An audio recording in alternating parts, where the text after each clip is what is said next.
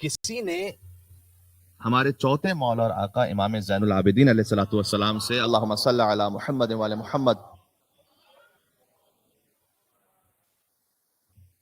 شکایت کی کہ مولا مہنگائی بہت زیادہ ہے آج اور قیمتیں بہت بڑھ گئی ہیں. اس نے کہا اجناس کی قیمتیں بہت زیادہ بڑھ گئی ہیں. امام علیہ السلام نے بہت لطیف جواب دیا کہ جو روٹ ہے اصل معاملے کے. امام علیہ السلام نے اس سے کہا کہ دیکھو ہمیں اس حوالے سے فکر کرنے کی کیا ضرورت ہے. یعنی کیا مطلب؟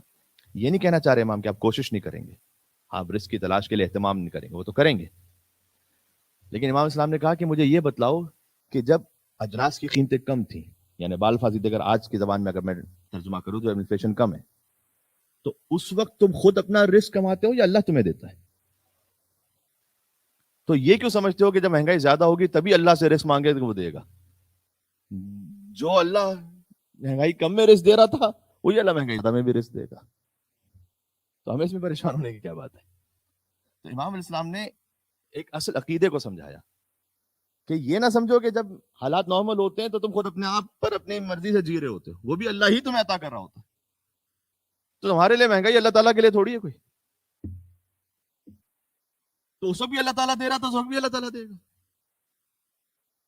تو پھر وہ حضرت موسیٰ علیہ السلام کو نصیحت جو اللہ تعالیٰ نے کی تھی کہ اے موسیٰ جب تک میرے خزانے خالی ہونے کا یقین نہ ہو جائے تو کسی اور کے در پہ نہیں جانا ہاتھ پھیلانے کے لیے. ایک مل کے اور صلوات بھیج دے محمد و آل محمد پر. اللہم صلی علی محمد و آل محمد.